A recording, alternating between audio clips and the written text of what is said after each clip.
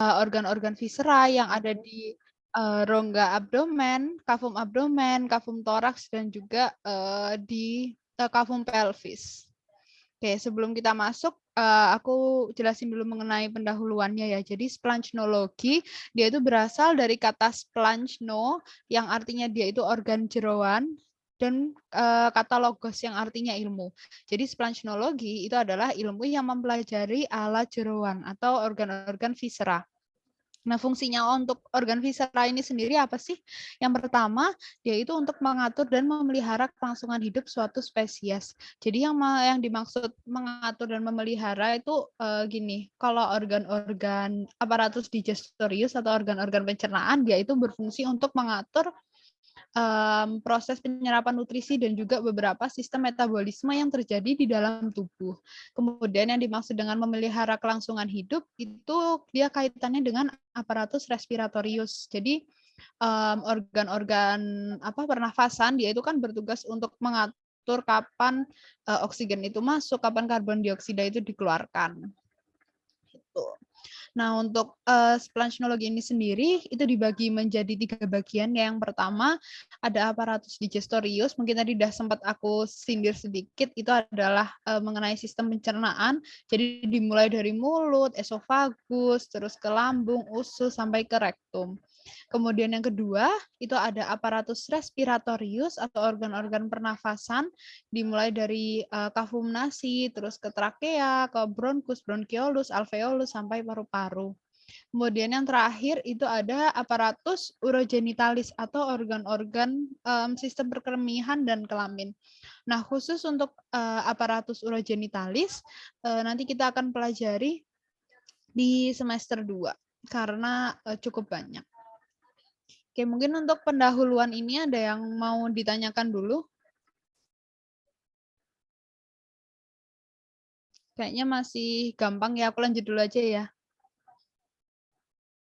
Oke, sekarang kita masuk ke aparatus digestorius. Oke, sebelum kita masuk ke pembahasan mengenai masing-masing organ, di sini aku mau memperkenalkan sedikit ya mengenai apa aja yang bakal kita pelajarin di aparatus digestorius. Jadi untuk aparatus digestorius sendiri, dia itu terdiri dari 2 bagian teman-teman. Ada organ-organ yang dia itu berkaitan dengan saluran pencernaan, dan juga ada organ-organ aksesorius. Nah, organ saluran pencernaan dia itu terdiri dari ini ya, nanti bisa dibaca sendiri. Untuk fungsinya saluran pencernaan dia itu untuk melakukan proses penyerapan nutrisi dari makanan gitu. Nah, sedangkan untuk organ aksesoris ini ada macam-macam ya, nanti bisa dibaca sendiri. Fungsinya untuk organ aksesoris dia itu untuk memproduksi enzim yang membantu sistem pencernaan. Terus juga kayak misal gigi, yaitu membantu untuk proses mastikasi atau waktu kita mengunyah. Jadi dia membantu menghaluskan makanan. Gitu. Oke, untuk ini pembagian dari aparatus digestorius jelas ya? Oke, aku lanjut dulu. Ini untuk gambaran secara skematis dari aparatus digestorius, terutama milik hewan ruminansia. Jadi di sini pertama ada mulut, kemudian ada esofagus, ada retikulum, rumen, omasum, abomasum, kemudian ada usus, dan yang terakhir itu ada anus. Oke, sekarang kita masuk ke organ aksesoris ya. Oh ya, nanti kalau suaraku putus-putus atau terlalu cepat ngomong ya. Oke. Yang pertama di sini kita akan bahas mengenai organ aksesorisnya dulu. Di sini ada dentes ya atau gigi. Nah, gigi ini sendiri kalian bisa jumpai dia itu menempel di dalam os maksila maupun os mandibula. Jadi dia ada di rahang atas maupun di rahang bawah gitu. Nah, fungsinya untuk gigi sendiri dia itu apa? Dia itu adalah untuk membantu proses ketika kita makan dan juga alat pertahanan diri. Yang dimaksud dengan kegiatan makan di sini apa? Itu adalah proses mastikasi atau mengunyah. Jadi dia fungsinya itu untuk menghaluskan makanan yang masuk dalam mulut sehingga kan kalau makanan dikunyah partikelnya kan jadi lebih kecil ya. Nah, nanti karena partikelnya itu lebih kecil maka proses absorpsi dari nutrisinya itu jauh lebih mudah gitu. Terus yang satunya lagi itu adalah sebagai alat pertahanan diri. Untuk alat pertahanan diri ini dia lebih cenderung ke hewan-hewan karnivora ya, kayak misal anjing, kucing, terus singa. Pokoknya hewan-hewan ya gitu yang mereka suka berburu. Untuk alat pertahanan diri ini sendiri dia itu lebih spesifik ke gigi taringnya, teman-teman. Kan kalau gigi taring dia itu tajam ya. Jadi dia itu biasanya kalau pada hewan-hewan dia difungsikan untuk alat pertahanan diri gitu. Kemudian selain fungsinya di sini kita akan bahas secara singkat aja ya mengenai struktur dari gigi. Yang pertama di sini di bagian lapisan yang paling dalam ya di sini ada namanya pulpa. Yang mana di pulpa ini dia itu terdiri dari anyaman pembuluh darah dan juga syaraf gitu. Makanya kenapa kalau kita suka sakit gigi gitu atau gigi kita habis kebentur atau giginya copot itu bisa sakit karena di lapisan pulpa ini dia selain ada pembuluh darah dia juga ada syaraf gitu. Nah, si pulpa ini karena dia di dalamnya itu kan ada pembuluh darah sama syaraf ya. Dia itu perlu suatu lapisan yang bisa melindungi. Nah, yang melindungi dari bagian pulpa atau pembungkus dari pulpa itu kita sebut sebagai dentin. Ya. Dentin itu adalah pembungkus pulpa. Fungsinya untuk menjaga pembuluh darah dan juga syaraf yang menginervasi atau memvaskularisasi gigi tersebut. Gitu. Kemudian untuk lapisan yang paling luar ya ini atau lapisan yang bisa kita bilang yang membuat gigi itu putih itu adalah enamel. Gitu. Nah, seperti yang udah aku jelasin tadi di depan ya, gigi itu kan nanti dia akan menempel ya, menancap pada os mandibula atau os maxilla. Nah, karena dia menempel pada tulang rahang atas atau rahang bawah, yaitu memiliki akar. Ya, ini bagian akarnya dia itu menempel langsung di tulangnya di os maxilla ataupun os mandibula. Nah, bagian akar dari gigi ini dia itu memiliki suatu pembungkus ya, permukaan luarnya dari akar gigi yang kita sebut sebagai sementum. Jadi sementum itu adalah permukaan luar atau pembungkus dari akar gigi. Gitu. Oke, mungkin sampai sini ada yang mau ditanyain dulu sebelum aku lanjut.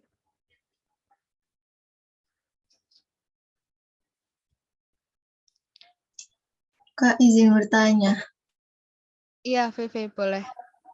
Tadi yang dentin untuk apa coba yang inervasi tadi? Atau apa? Oke. Jadi dentin itu dia fungsinya sebagai pembungkus pulpa.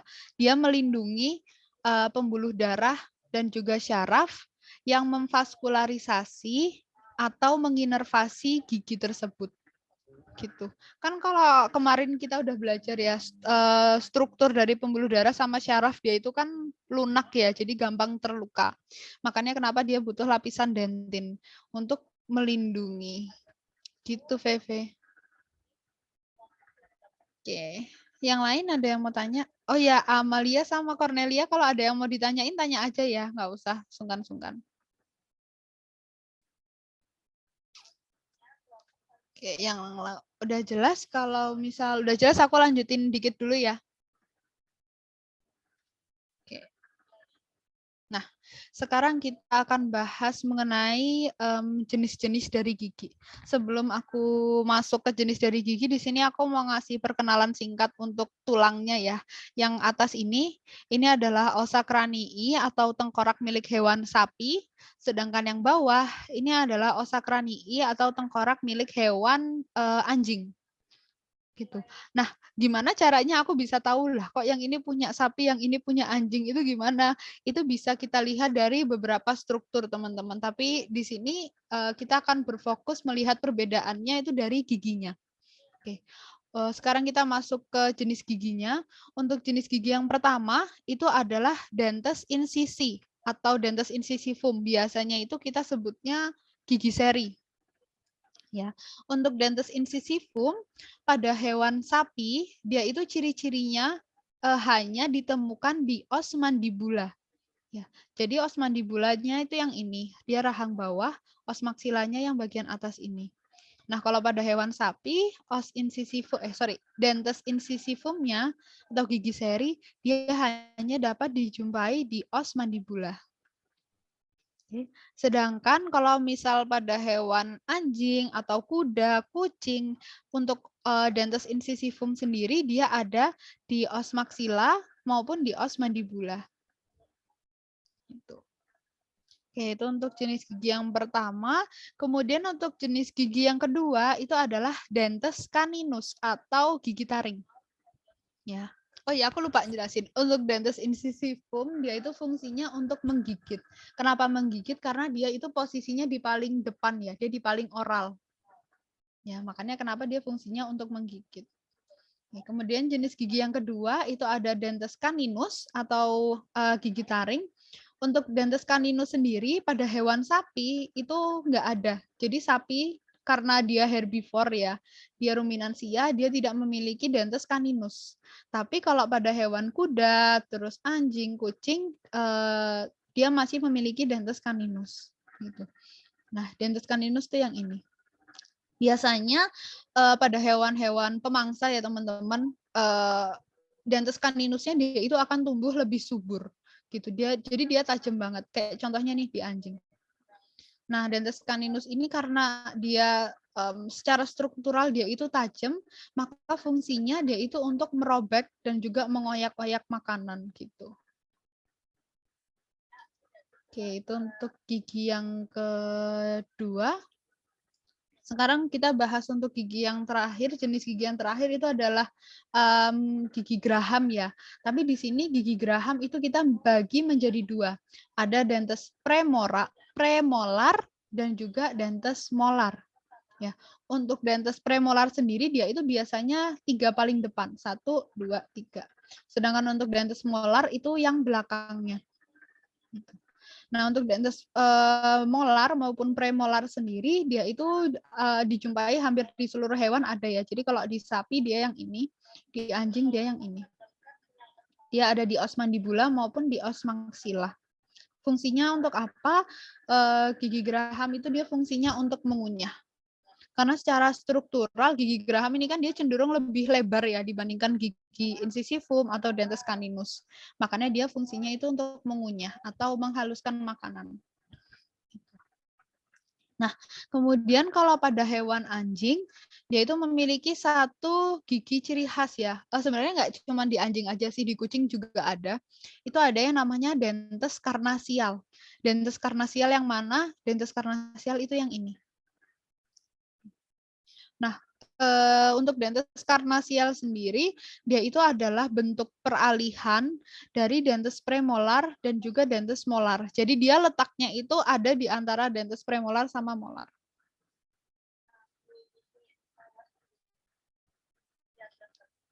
Gitu. Terus kemudian untuk yang selanjutnya kita akan bahas mengenai Margo alveolaris. Margo alveolaris itu apa? Itu adalah bagian tepi yang ditumbuhi oleh gigi. Jadi Margo alveolaris itu yang ini. Bagian pinggir-pinggirnya ini loh. Ini Margo alveolaris. Tuh. Oke, sampai sini ada yang mau ditanyain lagi dulu untuk gigi?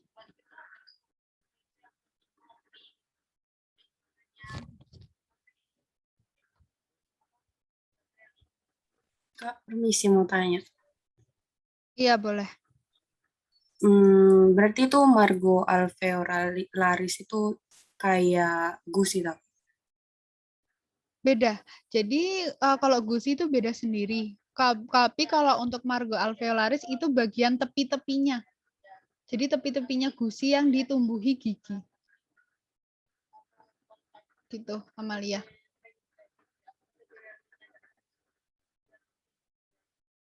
Baik, Kak, makasih. Oke. Yang lain?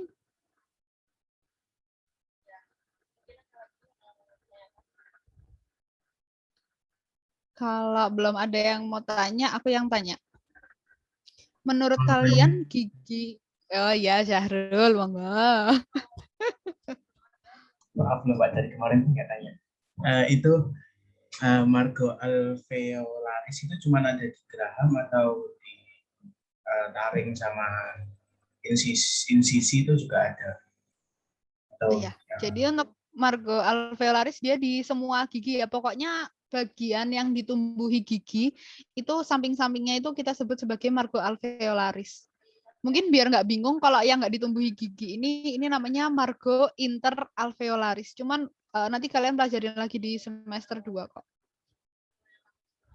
Gitu, Syahrul. Kok semester 2 habis UTS?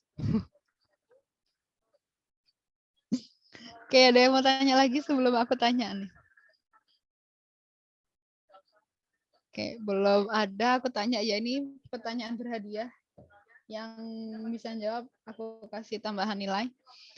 Menurut kalian gigi sama tulang ini sama atau enggak? sama? Kan ada yang bilang oh, menurut Syahrul sama. Yang lain gimana? Ada yang punya pendapat?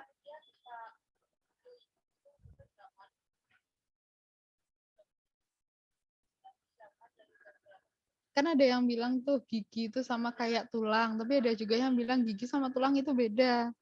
Yang benar yang mana nih?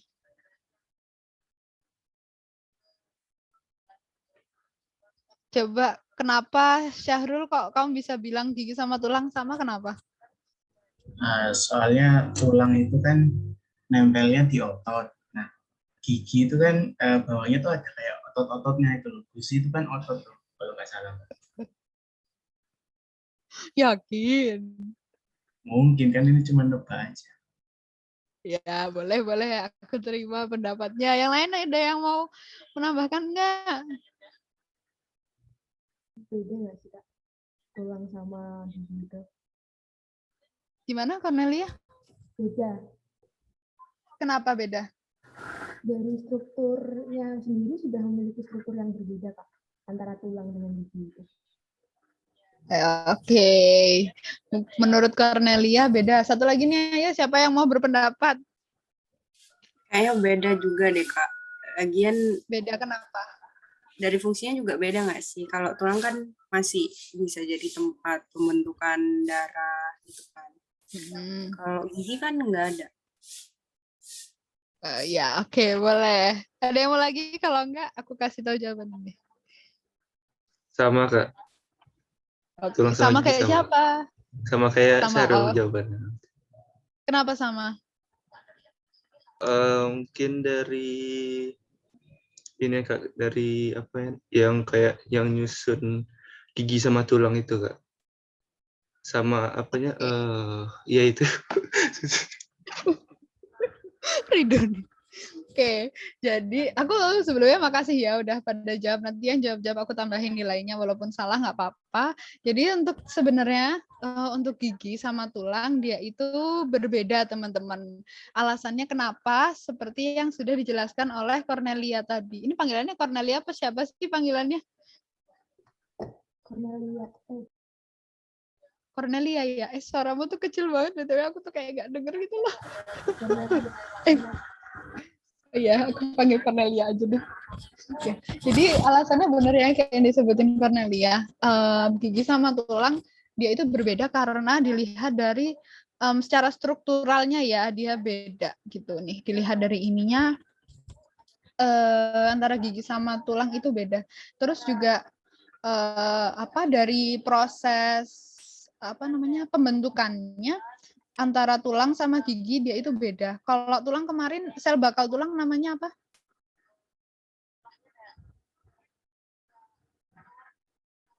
Iya apa? Kalau nggak salah. Betul, osteoblast. Nah, kalau tulang dia itu sel bakalnya namanya osteoblast. Tapi kalau gigi dia itu namanya sel bakalnya itu adalah odontoblast. Gitu. Tapi mereka sama-sama dari lapisan mesenkim. Tapi sel bakalnya itu beda. Kalau tulang osteoblast, tapi kalau gigi dia itu odontoblast. Gitu. Makanya nanti setelah selama proses penyusunannya gitu, proses pematangannya dia beda karena dari sel bakalnya itu beda. Walaupun sama-sama dari lapisan mesenkim. Gitu. Ini buat pengetahuan ya, tapi kayaknya nggak ditanyain waktu ujian. Jadi besok kalau ada yang tanya ke kalian gigi sama tulang sama atau enggak, itu udah ada jawabannya. Oke, sebelum aku lanjut ada yang mau tanya? Kalau enggak aku lanjutin. Oke, aku lanjutin dulu. Oke, ini untuk jumlah dari gigi ya teman-teman, nanti mungkin bisa dibaca sendiri. Biasanya itu yang sering ditanyain itu yang sapi ini ya teman-teman. Jadi yang ini sebenarnya udah aku jelasin juga tadi di awal. Kalau sapi dia itu, jadi cara bacanya gini. Yang bagian di depan dari garis miring itu adalah os maxilla, yang di belakang garis miring itu adalah os mandibula. Jadi kayak misal kita baca yang sapi ini. Sapi dia di bagian maxilla dia nggak punya dentes incisivum. Tapi di mandibulanya dia punya 4 dentes incisivum gitu. Terus sapi dia sama sekali nggak punya caninus di mandibula ataupun maxilla gitu. Terus kalau untuk premolarnya dia ada 3 di maxilla sama 3 di mandibula. Begitu seterusnya. Oke, aku lanjut aja tuh, ada yang mau tanya? 2 kali itu ya apa maksudnya? 2 kali maksudnya ini. Kanan kiri. Paham nggak? Bingung ah. Oke, kalau aku lanjutin dulu ya, atau ada yang mau tanya lagi? Oke, aku lanjutin dulu. Sekarang kita lanjut ke organ yang selanjutnya, organ aksesoris selanjutnya itu adalah lidah. Untuk lidah sendiri, dia itu terletak di dalam kafum oris ya teman-teman, di dalam rongga mulut, terus dia itu berada di antara rami mandibula. Rami mandibula itu apa? Kalau kalian ingat kemarin ya, os mandibula dia itu kan bentuknya kayak huruf U ya. Terus di bagian tengah-tengahnya itu ada celah kosongnya. Nah, yang celah kosongnya itu kita sebut sebagai rami mandibula. Jadi dia adalah celah di antara os mandibula.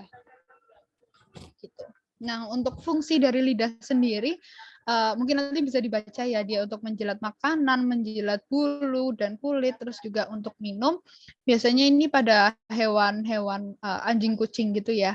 Terus juga memilih dan mengambil makanan saat merumput, ini pada hewan kuda, memamah biak dan menelan bolus, ini pada ruminansia.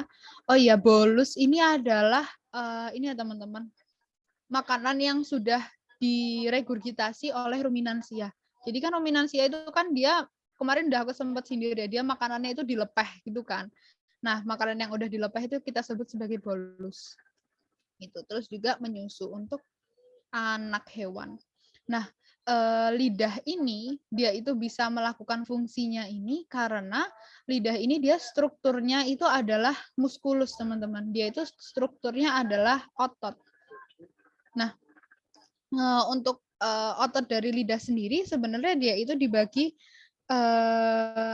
dibagi menjadi 2, teman-teman. Ini nggak ada di PPT, mungkin boleh dicatat ya.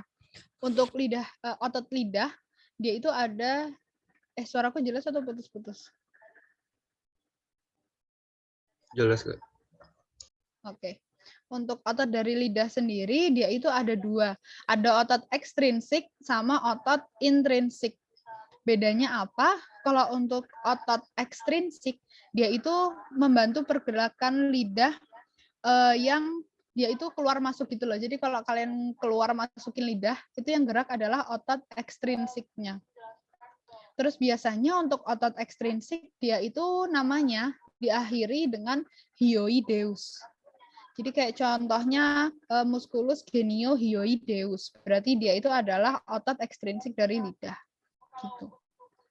Kemudian untuk jenis otot yang selanjutnya itu ada otot intrinsik ya. Untuk otot intrinsik dari lidah, dia itu adalah pembangun struktur lidah itu sendiri.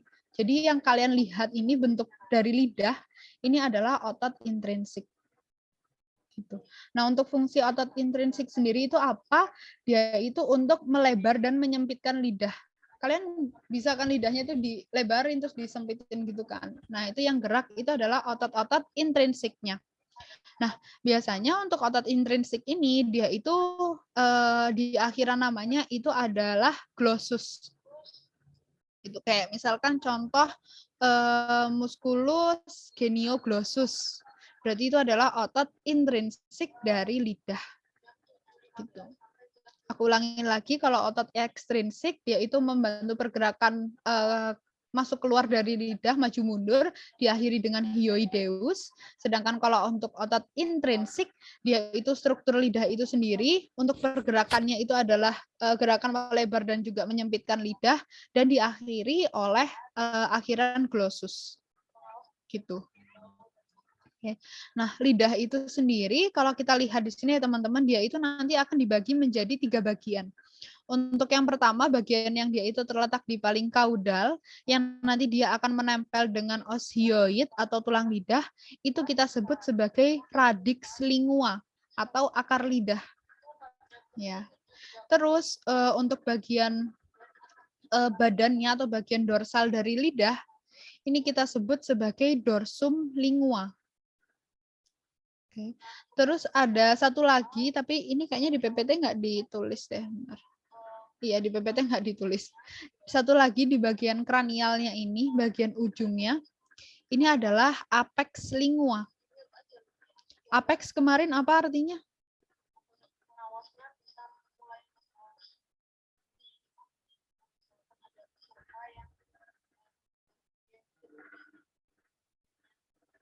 Apa-apa apex?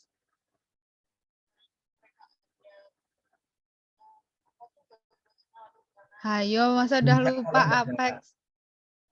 Kenapa? Puncaknya.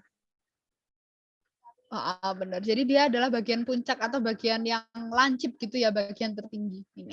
Ini adalah apex dari lidah. Gitu.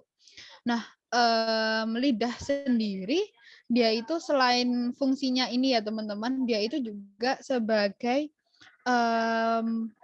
indera perasa. Jadi indera perasa di sini dia itu akan menentukan palatabilitas. Palatabilitas itu apa? Palatabilitas itu adalah rasa-rasa gitu loh, kayak manis, asam, asin, pahit gitu. Itu adalah palatabilitas. Nah, si lidah ini dia itu bisa merasakan rasa-rasa makanan gitu karena memiliki yang namanya papila. Yang mana di dalam papila itu dia akan terdapat yang namanya taste bud. Gitu. Nah, untuk papila sendiri dia itu ada beberapa jenis ya. Yang pertama, di sini ada papila filiformis. Nih, jadi papila filiformis dia itu bentuknya seperti cambuk. Ya, papila filiformis dia seperti cambuk. Kemudian untuk papila yang kedua itu adalah papila fungiformis. Papila fungiformis dia itu bentuknya seperti jamur. Fungi kan jamur. Berarti papila fungiformis dia seperti jamur. Gitu. Terus ada papila falata di sini tapi nggak ada contohnya, mungkin nanti bisa dicari di preparat histologi ya. Terus ada papila foliata. Untuk papila foliata biasanya dia itu ada di samping-samping dari lidah.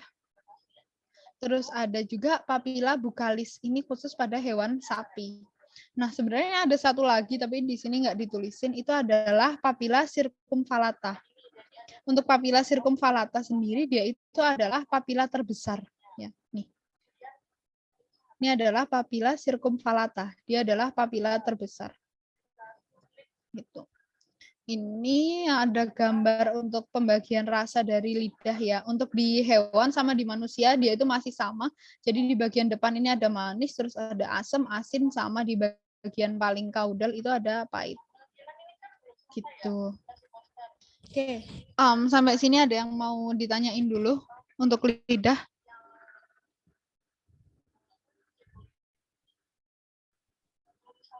Kak, aku mau tanya. Iya, boleh. Oke, untuk pangkal lidah yang kaudal tadi kan ada radix. Terus kalau yang dorsal itu tadi ada apa Kak? Dorsum itu tadi ya? Iya, dorsum lingua. Kalau yang apex? Apex itu bagian ujungnya. Oh, oke. Thank you Kak. Oke, sama-sama. Yang lain ada yang mau tanya? Mbak izin ambil minum. Oke, Syahrul. Oke, jelas atau bingung?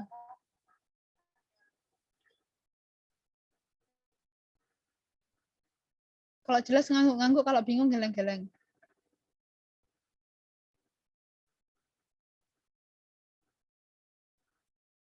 Oke, aku bentar. Oke, aku lanjutin dulu ya. Oh ya teman-teman, kalau bingung tanya ya, soalnya kalian udah mau UTS loh, materinya banyak. Oke, nih yang selanjutnya kita akan bahas mengenai kelenjar ludah atau glandula saliva. Jadi untuk apa namanya glandula saliva sendiri, bentar teman-teman, aku ke dari sana. Sebentar ya.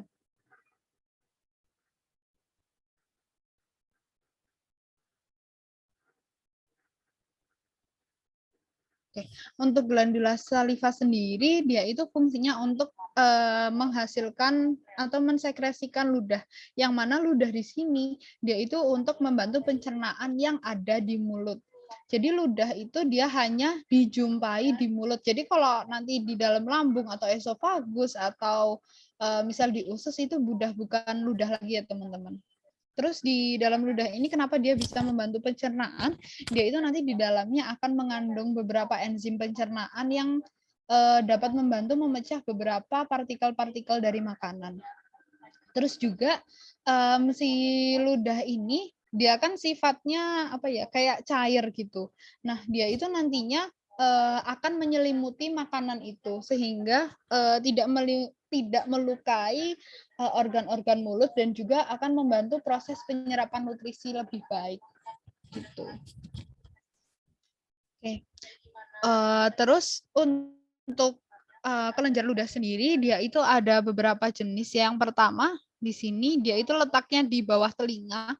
Itu adalah kelenjar parotis atau biasanya kita sebut glandula parotis. Dia itu yang paling besar. Terus di bawah dari glandula parotis itu ada glandula mandibula. Jadi dilihat dari namanya ya, mandibula berarti dia berada di rahang bawah atau di os mandibula. Terus ada juga kelenjar sublingualis. Dia itu letaknya berada di bawah lidah. Mungkin kalau ada yang bingung preparat ini nih gimana sih orientasi arahnya, itu jadi sapinya dia dipotong tegak lurus di depan hidungnya gini loh.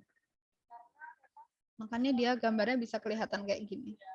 Ini lidahnya nomor 29 itu lidah, terus yang ini nih kelenjar sublingualisnya. Kemudian yang terakhir itu ada kelenjar bukalis atau glandula bukalis. Dia posisinya di pipi. Kelenjar bukalis ini dia berasal dari kata buke ya teman-teman. Bucae, buke, yang artinya itu pipi. Jadi kelenjar bukalis dia itu ada di pipi. Ada 2 di dexter sama ada 2 di sinister. Gitu. Oke. Terus kalau pada hewan anjing dia ada satu lagi glandula tambahan yaitu adalah glandula zygomaticus. Dia itu berada di os zygomaticus. Os zygomaticus itu apa? Os zygomaticus itu adalah tulang pipi. Nah, kebetulan di sini nih preparatnya milik hewan sapi ya, jadi nggak ada gambarnya, tapi aku kasih tahu kasarannya aja. Os zygomaticus dia itu letaknya di sini. Jadi di bagian pipi. Jadi untuk glandula zygomaticus dia itu di daerah sekitar sini, sekitar pipi sini. Gitu. Oke, untuk kelenjar ludah atau glandula saliva, ada yang mau ditanyain dulu?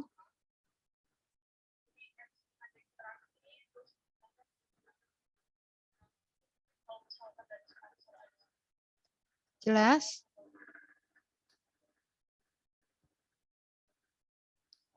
Oke, kalau udah jelas aku lanjutin. Oke, selanjutnya ini masih ke organ aksesoris ya. Ini adalah palatum mole. Jadi palatum itu artinya adalah langit-langit mulut. Mole itu artinya lunak. Jadi palatum mole itu adalah langit-langit mulut yang dia itu lunak. Ya. Nah, kenapa sih palatum mole ini dia bisa lunak? Karena dia itu tersusun oleh lapisan muskulomembranosa. Jadi dia ada lapisan muskulus sama beberapa jaringan elastis gitu di dalam palatum mole ini. Nah, untuk lokasinya palatum mole dia itu berada di kaudal dari rongga mulut.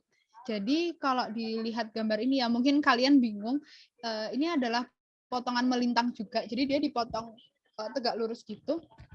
Yang ini Mana sih ini mouse-nya? Kursorku mana? Oh ini. Yang ini lidahnya teman-teman. Oke. Terus yang bagian sini ini esofagus ya. Jadi ke bawah sini ini ke saluran pencernaan. Nah, di atasnya sini ini adalah rongga hidung. Itu kan mungkin kalian udah sering dengar ya, rongga hidung, rongga mulut sama rongga telinga dia itu nyambung. Nah, ini bisa dilihat dari sini, mereka tuh nyambung. Ini yang hidung, ini yang rongga mulut, ini nanti lanjut ke saluran pencernaan ke esofagus. Nah, palatum mola itu yang mana? Dia yang bagian ini. Atau kalau kalian rasain di mulut kalian itu yang bagian belakang dari bagian belakang dari mulut kalian atas itu loh. Kan ada yang lunak-lunak. Itu palatum mola. Gitu. Oke, sampai sini palatum mola ada yang mau ditanyain dulu?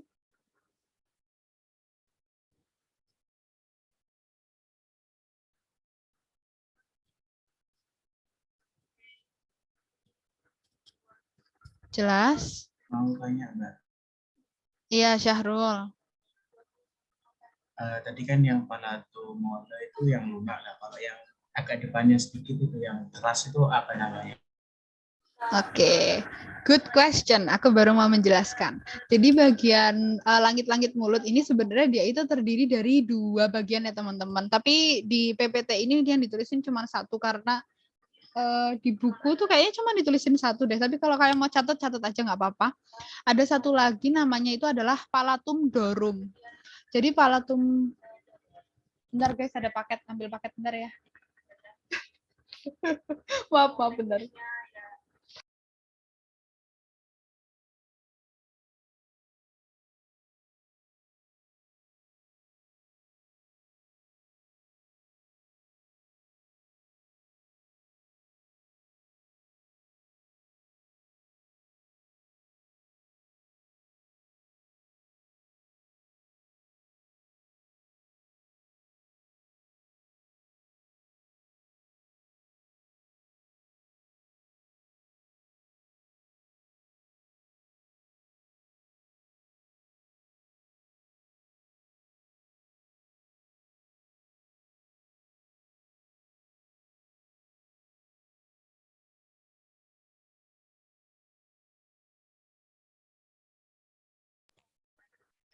Oke, I am back. Tadi sampai mana ya?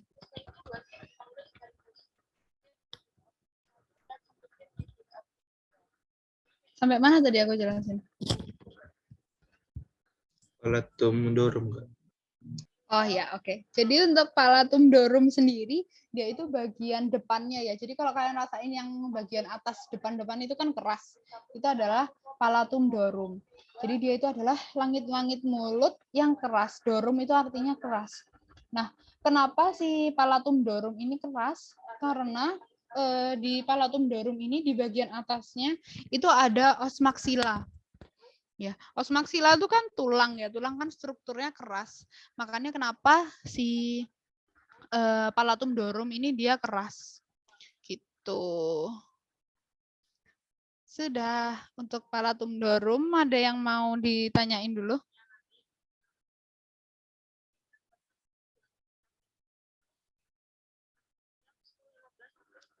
Jelas?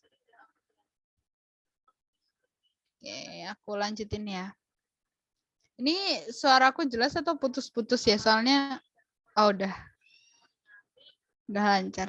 Oke, sekarang kita masuk ke organ traktus digestorius ya, atau aparatus digestorius. Dia itu yang pertama ya tadi di makanan, di dalam kafum oris atau di dalam rongga mulut, makanan itu dia akan dikunyah, kemudian dia akan ditelan. Dia akan disalurkan ke dalam ventriculus atau ke dalam lambung melalui esofagus. Ya, jadi esofagus ini kalau kita ibaratkan dia itu kayak selang yang itu loh, selang yang empuk-empuk itu. Nah, jadi secara struktural esofagus itu dia bentuknya seperti selang ya, seperti tabung gitu. Dia itu empuk karena dia itu terdiri dari lapisan muskulus dan juga suatu muskulomembranosa gitu gampangnya. Jadi kalau kita lihat secara makroskopis, kita lihat di preparat basah gitu, mungkin nanti kalau kalian ada kesempatan semester 3 praktikum, misal udah offline ya, kalian bisa lihat esofagus dia itu yang ini. Dia itu strukturnya mirip banget sama otot. Ini kan yang samping-samping ini kan muskulus ya.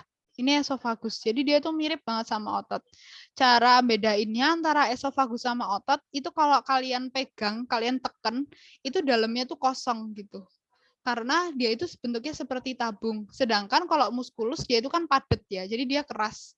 Tapi kalau esofagus dia itu dalamnya kayak bolong gitu. Nah, untuk esofagus sendiri, dia itu letaknya berada di bidang median. Ya, jadi dia berada di poros tubuh dan berada di dorsal laring dan trakea. Jadi si esofagus ini dia itu akan berjalan beriringan dengan trakea. Nah, di sini esofagus itu walaupun dia berjalannya di bidang median, dia itu nggak selalu di tengah gitu lurus. Dia itu nanti jalannya akan belok-belok. Nah, di sini aku mau jelasin, ini harus hafal di luar kepala, harus paham karena sering banget ditanyain waktu ujian mengenai perjalanan dari esofagus. Aku, ini bolpenku kelihatan nggak? Kelihatan kan? Nah, ibaratkan bolpen ini adalah trakea. Tanganku, jariku, ini adalah esofagus. Ya, jadi yang pertama, esofagus ini dia kan perjalanannya cukup panjang ya teman-teman. Dia dari leher sampai ke dalam kafum abdomen. Nah yang pertama, si esofagus ini, dia di vertebrae cervicalis yang pertama, VC1, itu adalah vertebrae cervicalis pertama, atau tulang leher yang pertama. Dia itu berada di dorsal dari trakea. Jadi dia di atas dari trakea. Oke. Kemudian dia berjalan terus sampai nanti di os vertebrae cervicalis keempat, dia itu akan menyimpang ke sinister. Jadi dia dari atas dia akan belok ke kiri, ke samping sini. Di vertebrae cervicalis yang keempat. Oke. Setelah dari vertebrae cervicalis yang keempat, dia akan berjalan terus ke sinister, di sinister sampai di os vertebrae cervicalis yang keenam, dia akan pindah ke bawah. Dia di bagian ventromedian. Dia di bagian median tapi di ventral gitu. Jadi dia pindah di bawah. Ini. Nah, setelah itu dia akan berjalan lurus terus sampai nanti di os vertebrae thoracalis yang ketiga, dia akan ke dorsal dari trakea lagi. Tapi dia akan belok ke kiri gini. Jadi setelah dari bawah, dia itu naiknya beloknya ke kiri. Bukan melilit. Ya, bisa ya bedainnya. Dia beloknya ke kiri, ke atas langsung, bukan melilit trakeanya. Gitu. Mungkin aku ulangin lagi ya, biar kalian lebih jelas. Ini trakea, tanganku esofagus. Di os vertebrae cervicalis yang pertama, si esofagus ini dia berada di dorsal. Dia di atas. Berjalan terus sampai di os vertebrae cervicalis yang keempat, dia menyimpang ke sinister atau ke kiri. Jadi dia di samping. Setelah itu dia berjalan lurus di samping sampai ke os vertebrae cervicalis yang ke-6. Dia pindah ke median lagi tapi di bagian ventral. Jadi dia di bawah dari trakea. Oke.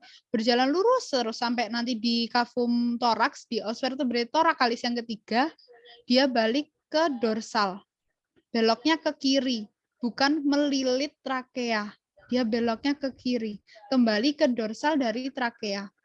Kemudian dia akan berjalan terus sampai ke dalam ventriculus atau ke dalam lambung. Gitu. Oke, untuk kegeser. Untuk esofagus, ada yang mau ditanyain dulu? Atau ada yang masih bingung?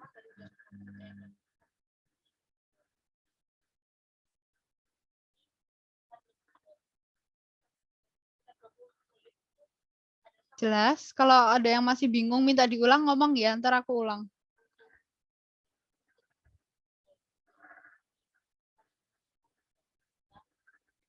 Oke, jelas ya. Kalau misal udah jelas, aku mau jelasin. Mau jelasin sedikit mengenai pembagian dari esofagus, tapi ini dia nggak ditulis di buku ya. Mungkin kalian bisa kasih tambahan sendiri. Jadi esofagus ini kan dia perjalanannya panjang banget ya teman-teman. Dimulai dari leher sampai nanti dia masuk kafum toraks sampai ke kafum abdomen, sampai ke ventriculus atau ke lambung. Nah, untuk esofagus yang kalian jumpai di bagian leher, ya yang ini kita sebut sebagai esofagus pars cervicalis. Pars itu bagian, cervicalis itu leher. Berasal dari kata cervical yang artinya leher. Esofagus pars cervicalis.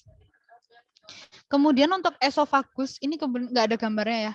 Esofagus yang kalian jumpai di dalam kafum abdomen, itu kita sebut sebagai esofagus pars abdominalis. Jadi dia berada di dalam abdomen. Gitu. Nah, terus untuk pergerakan dari esofagus sendiri, dia itu kan terdiri dari lapisan muskulomembranosa ya. Dia masih ada lapisan ototnya. Nah, jadi si esofagus ini nantinya dia itu kan akan ada makanan ya yang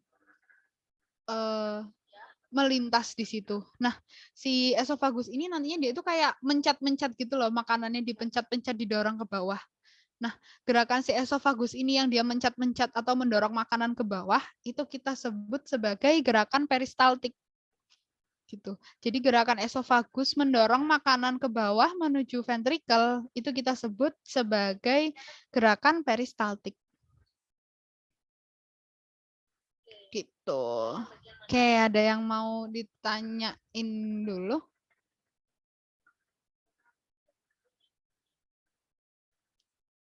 Kalau belum ada nih, aku ada gambar nih, bisa dilihat untuk gambaran dari perjalanan esofagus ya. Jadi gambar ini adalah potongan melintang dari bagian leher. Jadi lehernya dipotong tegak lurus gitu, dipenggal gitulah. Yang ini, yang bagian kiri ini dia dipotong di os vertebrae cervicalis yang kedua. Dia posisinya masih di dorsal. Ini esofagus, yang bagian ini adalah trakea. Gitu. Kemudian ini di vertebrae cervicalis ketiga, dia itu akan pelan-pelan udah belok ke kiri. Nah, nanti sampai di cervical yang keempat, dia itu udah letaknya tuh benar-benar ada di sisi sinister. Gitu. Kayaknya udah habis deh gambarnya. Kayak itu. Jelas ya untuk esofagus? Oke, kalau udah jelas, aku lanjutin. Oke, sekarang kita lanjut ke kafum abdomen atau rongga perut. Yang mana rongga perut di sini dia itu adalah bagian terluas dari tubuh, ya.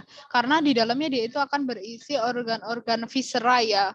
Yang mana organ viscera dia itu ada banyak, apalagi kalau di hewan ruminansia, dia kan lambungnya gede banget ya teman-teman. Makanya dia kafum abdomen itu gede. Gitu. Nah, kafum abdomen ini dengan kafum toraks atau rongga dada, dia akan dibatasi oleh suatu struktur yang namanya adalah diafragma. Jadi yang ini yang kalian lihat pink ini, nomor berapa ini ya? Nomor berapa sini nggak kelihatan. Pokoknya yang ini tuh diafragma. Gitu. Nah, untuk batas-batas dari abdomen sendiri di bagian dorsal, ya bagian atas dia akan dibatasi oleh os vertebrae lumbalis. Nih. Os vertebrae lumbalis itu adalah tulang punggung yang ada di bagian perut. Gitu.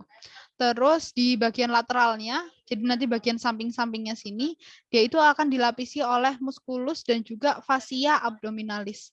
Fascia abdominalis itu jaringan ikat. Itu sama ada cartilago costae asternale. Ada yang tahu nggak costae asternale itu apa?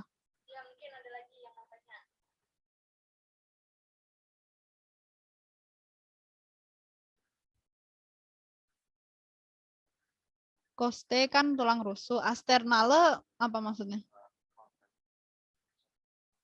Tulang rusuk yang gantung itu.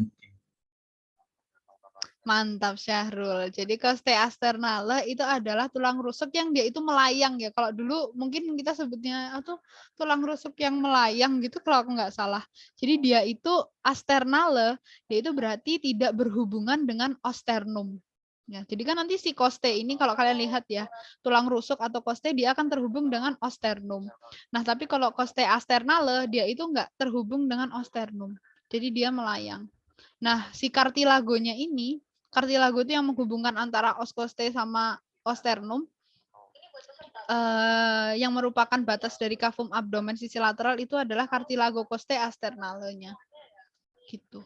Terus di bagian kranial atau di bagian depan dia akan dibatasi oleh diafragma, dan di bagian ventral atau bawah itu akan dibatasi oleh aponeurosa. Aponeurosa itu juga jaringan ikat, fascia, sama ada prosesus sipoideus. Jadi prosesus sipoideus itu adalah bagian dari osternum. Mungkin ada yang kebayang-bayang ya, prosesus itu kan artinya taju. Lah, kok enggak, bukannya malah membahayakan ya Kak karena prosesus taju gitu. Nah, sebenarnya untuk bentuk dari prosesus sipoideus, dia itu bentuknya tuh kayak gini. Aduh, jelek banget gitu. Jadi dia itu bentuknya kayak sendok gitu loh teman-teman. Nah, karena dia bentuknya itu kayak sendok ini, dia itu fungsinya apa ya? Membantu menopang gitu. Gitu. Itu untuk cavum abdomen. Ada yang mau ditanyain dulu?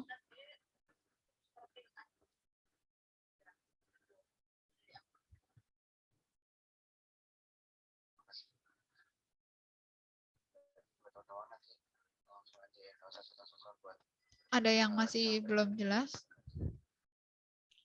BTW rapatku kedengeran nggak di kalian? Kedengeran banget ya? Keganggu nggak? Atau suaraku kalah sama rapatnya nggak? Nggak ada suara rapatnya kalau Oke. Aku nyambi rapat, guys. Oke, aku lanjutin dulu ya, teman-teman. Aduh, aku pengen bersihin, tapi nggak bisa bersihin. Oke, selanjutnya di sini kita akan membahas mengenai peritoneum. Jadi peritoneum itu dia itu adalah suatu lapisan pembungkus dari organ-organ viscera yang ada di abdomen, di cavum abdomen gitu. Nah, karena dia adalah lapisan pembungkus, maka dia itu secara struktural dia itu adalah berupa jaringan serosa. Gitu. Nah, untuk peritoneum sendiri nantinya dia itu akan dibagi menjadi kegeser dua bagian teman-teman. Ada peritoneum parietalis sama peritoneum visceralis. Bedanya apa? Kalau peritoneum parietalis dia itu yang membungkus keseluruhan organ dari organ viscera. Jadi yang kalian lihat ini adalah peritoneum parietalis. Gitu. Kemudian untuk yang peritoneum visceralis itu adalah lapisan pembungkus yang membungkus masing-masing organ abdomen. Jadi peritoneum visceralis dia itu langsung bungkus organ-organnya gitu. Gitu, dia langsung membungkus organ-organnya. Tapi di sini nggak ada contoh gambarnya. Nah, perlu diingat seluruh organ viscera dia itu dilapisi oleh peritoneum kecuali ren atau ginjal. Ada yang tahu ginjal itu dia memiliki pembungkus sendiri namanya apa? kapsula renalis. Apa Pak? Apa Syarul? Kapsula renalis. Betul. Jadi ginjal dia walaupun nggak dilapisi sama apa namanya peritoneum, dia itu memiliki pembungkus sendiri yang namanya kapsula renalis. Gitu. Oke. Nah, peritoneum ini nantinya apa ya? Dia itu akan membentuk juga, selain dia membungkus ya, dia itu nanti juga akan berfungsi sebagai penggantung dari organ-organ jeroan. Kayak misal contohnya di sini untuk lambung, penggantungnya itu ada omentum. Kemudian untuk usus nama penggantungnya itu mesenterium. Kemudian untuk lambung penggantungnya itu lambung sama usus dia juga akan dibantu oleh suatu ligamentum. Gitu. Oke, untuk peritoneum ada yang mau ditanyain dulu?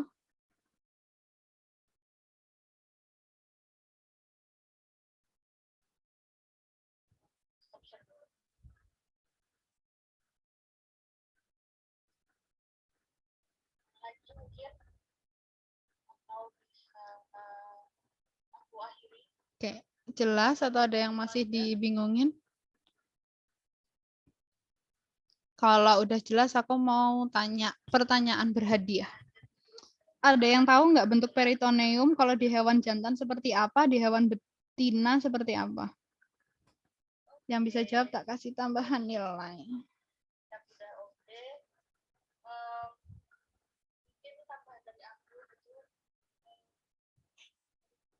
Ayo, siapa yang tahu bentuknya peritoneum di hewan jantan sama betina bedanya kayak gimana?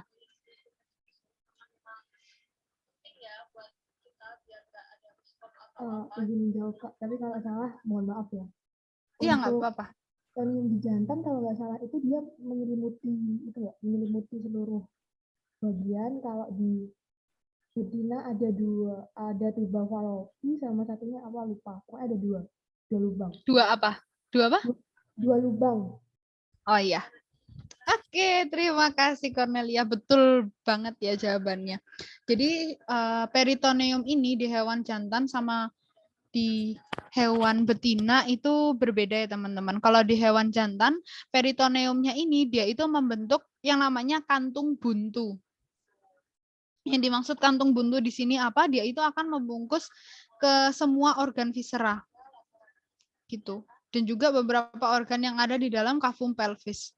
Tapi kalau di hewan betina, nanti itu di bagian peritoneumnya dia itu akan dijumpai dua lubang. Nah, fungsinya dua lubang ini untuk apa? Dia itu akan melakukan hubungan dengan udara luar gitu. Nah, lubangnya ini dia itu akan dilewati oleh struktur apa? Yang pertama dia itu sebagai tempat masuknya dari tuba Fallopi, dan untuk lubang yang kedua, yaitu untuk tempat keluarnya dari uterus. Gitu. Jadi kalau pada hewan jantan dia membentuk kantung buntu, tapi kalau di hewan betina dia memiliki dua foramen. Yang pertama dilewati oleh tempat masuknya tuba Fallopi, kemudian yang lubang satunya lagi dia itu untuk keluarnya uterus. Gitu. Oke, jelas ya? Atau ada yang mau tanya?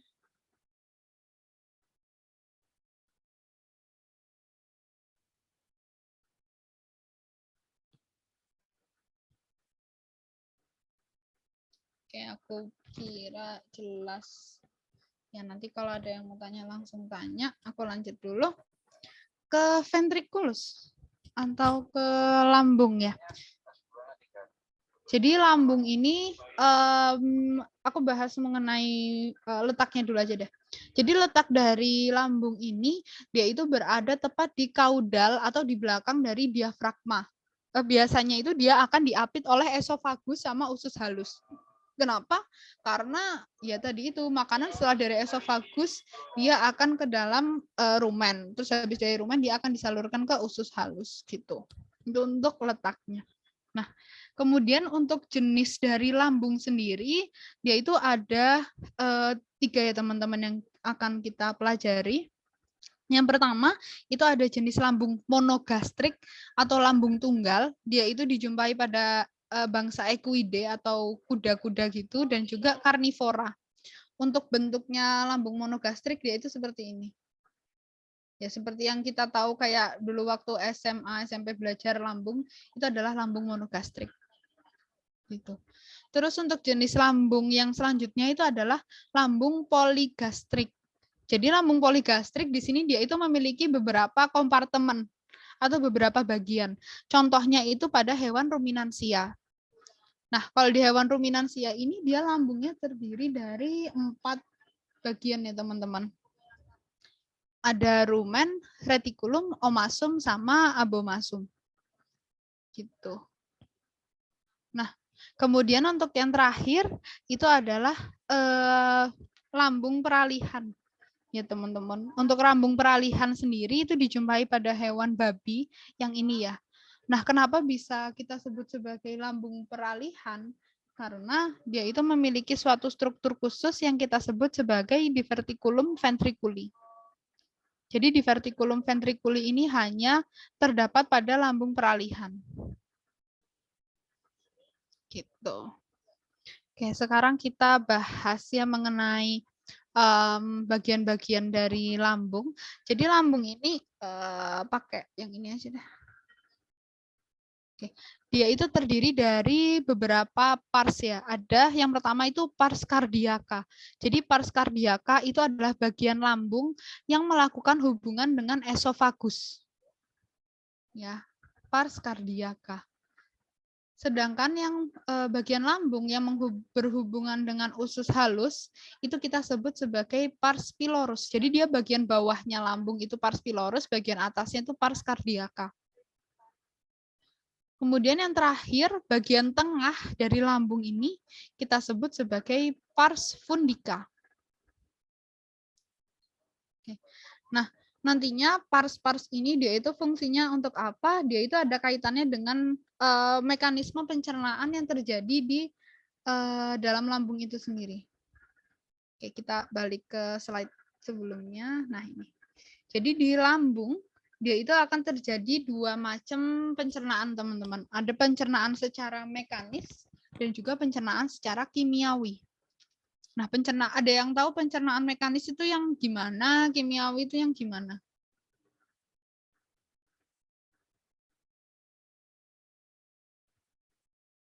SMA, SMP mungkin udah pernah dengar kira-kira? Kalau yang kimiawi itu pakai enzim. Kalau yang mekanis? Kalau yang mekanis itu yang diremes-remes itu. Boleh. Ada yang punya pendapat lain?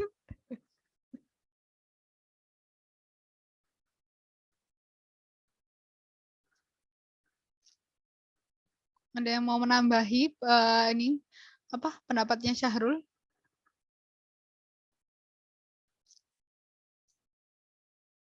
Masa Syahrul doang yang ingat?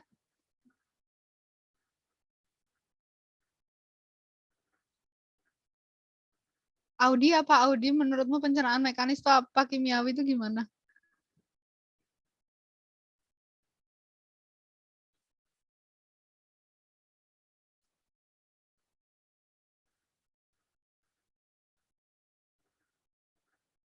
Audi. Mekanik itu yang kayak apa yang menghancurkan yang di mulut itu enggak sih Kak? Terus kimiawi itu yang di selanjutnya kayaknya. Boleh, tapi masih kurang tepat ya. Mungkin aku jelasin aja ya biar nggak kelamaan. Jadi pencernaan mekanis itu adalah pencernaan yang dibantu oleh otot-otot yang ada di dalam lambung. Jadi kayak yang tadi dijelasin sama Syahrul, dia itu makanannya diremes-remes gitu. Itu adalah pencernaan mekanis. Nah, kalau untuk pencernaan kimiawi, dia itu adalah pencernaan yang dibantu oleh enzim-enzim maupun bakteri pencernaan yang ada di dalam lambung. Nah, untuk pencernaan mekanis sendiri, dia itu akan terjadi di pars kardiaka ya, di bagian yang atas tadi dari lambung pada hewan monogastrik, sedangkan kalau pada hewan ruminansia, dia itu akan terjadi di bagian rumen, retikulum, dan juga omasum. Gitu. Nah, sedangkan untuk pencernaan kimiawi pada hewan monogastrik, dia akan berada di pars fundica, ya di bagian tengahnya itu. Sedangkan kalau pada hewan ruminansia, dia akan terjadi di abomasum. Nah, biasanya ini abomasum itu bisa juga kita sebut sebagai lambung sesungguhnya pada hewan ruminansia. Kenapa kok kita sebut sebagai lambung sesungguhnya? Karena di dalam abomasum ini pencernaannya itu mirip seperti pencernaan pada hewan monogastrik. Gitu. Oke, itu untuk proses pencernaan dari lambung. Ada yang mau ditanyain dulu mungkin? Ada yang masih bingung? Mau tanya Kak? Monggo Syahrul. Ya ini kapan Haris? Aku tanya ke Mbaknya itu yang di gastrikus loh Mbak. Itu enggak paham maksudnya lambung tunggal, lambung ganda dan lain sebagainya. Ya apa? Oh ya, jadi di gastrikus sendiri sebenarnya itu ada apa ya, pengertiannya itu ganda Syahrul. Jadi nggak cuman bisa digunakan di organ pencernaan. Kalau di gastrikus itu bisa dia itu berlambung tunggal atau berlambung ganda itu juga bisa. Jadi kalau lambung ini juga bisa kita sebut di gastrikus. Tapi juga di gastrikus itu apa ya? Kalau di gastrikus dalam konteks otot, dia itu berarti memiliki 2 perut atau 2 venter. Gitu, Syahrul. Mungkin nanti bisa dibaca yang bagian miologinya ya. Siapa, Syahrul? Ada lagi yang mau tanya?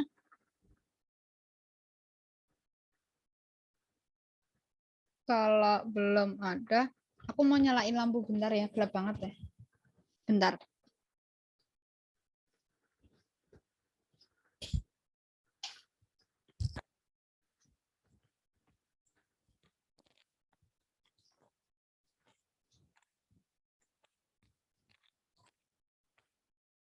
Oke, sudah. Jadi, kalau misal belum ada pertanyaan di sini, aku mau jelasin sedikit ya. Mungkin ini nanti nggak keluar ujian, tapi bisa buat nambah pengetahuan kalian aja. Jadi kalau lambung ya pada hewan ruminansia, dia itu kan terdiri dari 4 bagian ya. Ada rumen, retikulum, omasum, sama abomasum. Nah, untuk lokasinya sendiri di dalam kafum abdomen, rumen itu dia berada di kafum abdomen sisi sinister. Jadi dia menguasai kafum abdomen sisi sinister atau bagian kiri. Gitu. Retikulum, dia itu letaknya berada di kranial. Dia akan berhubungan langsung dengan diafragma. Ya. Terus untuk omasum sama abomasum, dia itu berada di kafum abdomen di sisi dexter. Jadi dia di bagian kanannya. Gitu. Nah, lokasi dari lambung-lambung ini nanti itu ada kaitannya sama beberapa kasus klinis ya teman-teman. Kita bahas dulu untuk yang di rumen. Jadi kan si hewan ini ruminansia, dia itu kan hewan pemamah biak ya. Dia proses pencernaannya itu akan dibantu oleh bakteri-bakteri pencernaan. Nah, proses pencernaan di dalam lambung, di dalam rumen, itu bisa kita sebut sebagai proses fermentasi. Yang mana kalau kita tahu ya proses fermentasi itu nanti hasil akhirnya akan menghasilkan gas. Nah, gas ini biasanya itu dikeluarkan dari lambungnya hewan ruminansia itu dengan cara si hewannya ini dia itu gelegean atau dia itu sendawa. Gitu biasanya anginnya itu keluar. Nah, tapi ada beberapa kasus angin yang terjebak di dalam rumen ini dia itu nggak bisa keluar. Jadi dia menyebabkan yang namanya kembung atau biasanya kita sebutnya itu bloat. Ya. Nah, bloat ini pada hewan ruminansia itu dapat menyebabkan kematian. Kenapa? Karena rumen dia itu volumenya gede banget ya teman-teman. Jadi benar-benar besar dan dia itu menguasai kafum abdomen sisi sinister. Jadinya kalau si rumennya ini penuh, dia penuh dengan udara, dia mengalami distensi, itu nantinya dia itu akan apa ya? Istilahnya itu mendorong organ-organ lain gitu. Dia akan mendesak organ-organ lain sehingga si hewannya ini dia itu bisa aja sesak nafas, kemudian terjadi kematian. Nah, biasanya itu kalau kasus bloat harus segera ditangani. Kalau dulu mungkin nanti kalian dapat di mata kuliah ITR atau apa ya, aku lupa kayaknya ITR deh. Cara ngeluarin angin dari rumen itu kalau dulu itu pakai namanya tusuk trokar. Jadi tusuk trokar itu di bagian rumennya itu nanti ditusuk gitu, dibolongin sehingga anginnya itu dia bisa keluar. Gitu. Itu untuk aplikasi dari rumen. Sedangkan untuk aplikasi klinis dari retikulum, kita balik lagi ke proses pencernaan dari hewan ruminansia ya. Dia itu kan biasanya makan rumput. Nah, rumput ini kalau di beberapa peternakan, kayak misal peternakan yang dia itu nggak terlalu bagus gitu, misal di pedesaan atau gimana, biasanya itu rumput-rumputnya itu suka kecampur sama paku-pakuan atau besi-besi gitu loh yang tajam-tajam. Nah, biasanya itu besi-besi atau paku yang tajam itu kalau si sapinya itu makan, dia akan nyangkut di retikulumnya ini.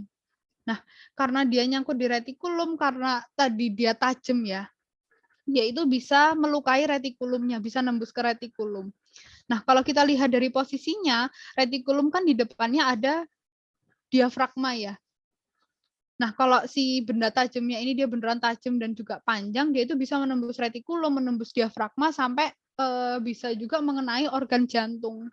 Gitu kan di dalam kavum toraks ada jantung ya. Nah, makanya itu kenapa kalau hewan ruminan itu harus, kalau pas makan itu harus diperhatikan benar-benar biar nggak terjadi ya gitu, nanti bisa jantungnya ketusuk gara-gara ada paku yang nyangkut di retikulum. Itu untuk aplikasi klinisnya. Nanti kalian dapat lagi kok semester. Berapa ya? Aku lupa. Ntar dapat ada dari dosen. Ya mungkin untuk itu ada yang mau ditanyain dulu. Ini nggak keluar ujian ya, ini buat pengetahuan kalian aja, siapa tahu ada yang kepo.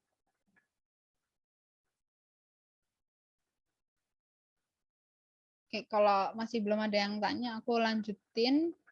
Ini untuk gambar jenis lambung, ini lambung monogastrik, ini adalah lambung peralihan, terus kita ke gambar yang ini. Ini adalah lambung monogastrik juga ya teman-teman, sama.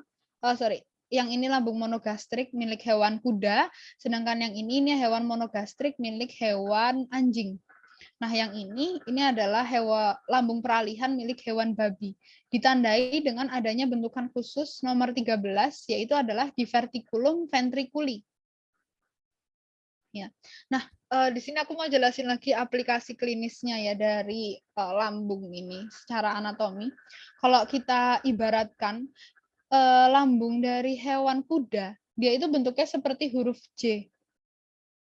Ya, sedangkan kalau hewan anjing atau kucing, dia itu bentuknya seperti huruf C.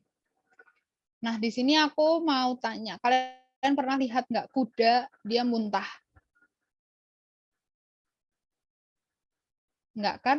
Pasti kalaupun pernah lihat itu pun kayak rare case gitu, kasus yang jarang.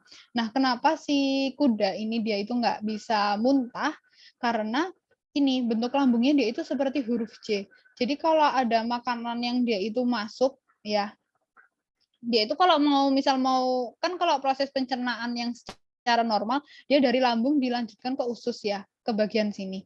Tapi kalau misal si hewan itu mau muntah, berarti kan dia balik ke esofagus gini. Nah, karena si lambungnya kuda ini bentuknya seperti huruf J, jadi waktu dia mau muntah, itu makanannya cuma keputer-puter di sini itu loh. Karena lubangnya itu di sini. Jadi makanannya kayak cuma keputer-puter gitu, dia nggak bisa keluar. Sedangkan kalau pada hewan anjing, dia itu bentuknya kayak huruf C. Jadi kalau misal makanannya itu mau keluar, dia lebih mudah. Karena lubangnya itu ada di sini. Gitu. Itu aplikasi secara klinisnya ya. Mungkin ada yang kepo atau gimana. Oke, ada yang mau tanya dulu?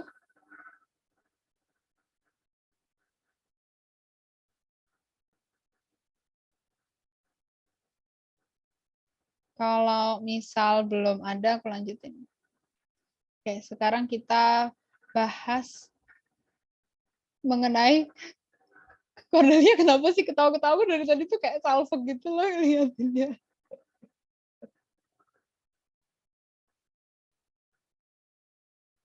Oke, udahlah aku lanjutin dulu aja.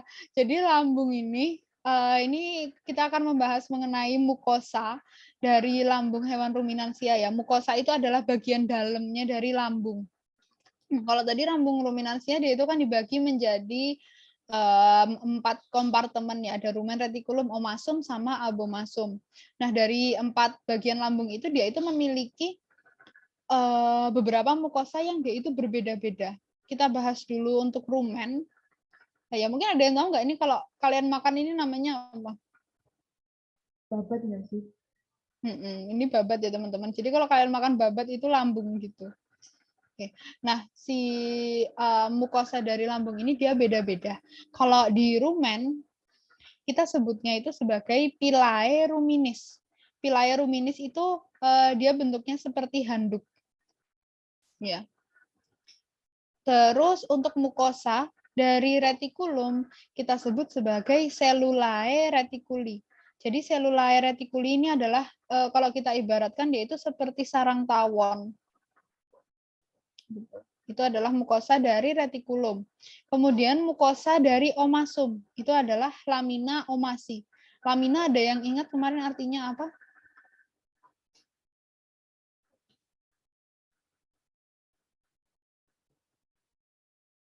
Apa-apa?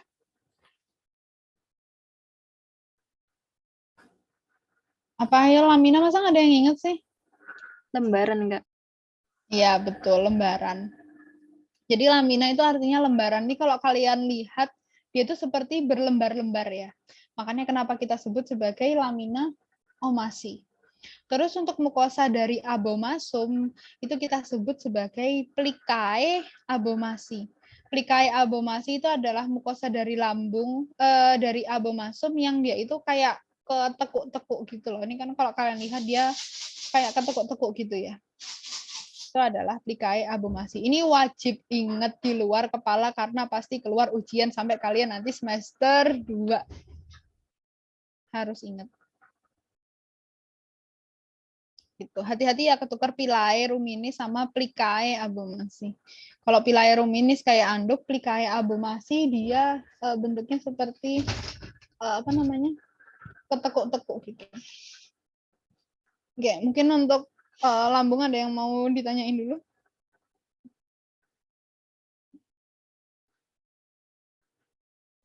Mau tanya nggak? Boleh. Plicae abomasi itu yang emang ketekuk atau kalau kita tarik itu bisa lurus gitu kayak Jadi gini, kenapa dia itu ketekuk-tekuk gini itu untuk membantu proses pencernaan ya, pencernaan mekanis yang terjadi di sini gitu Syahrul. Jadi nanti kan di lambung ini kan dia juga akan kontraksi relaksasi gitu kan. Kalau dia kontraksi itu mungkin nanti ada beberapa bagian yang dia itu ketekuk akan menjadi lurus gitu. Terus nanti kalau relaksasi bisa jadi ketekuk-tekuk lagi gitu. Jelas Syahrul? Oke, ada yang mau tanya lagi?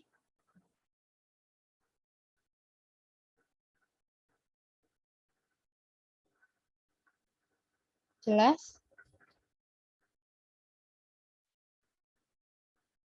Kalau udah jelas, aku lanjutin dulu sebentar.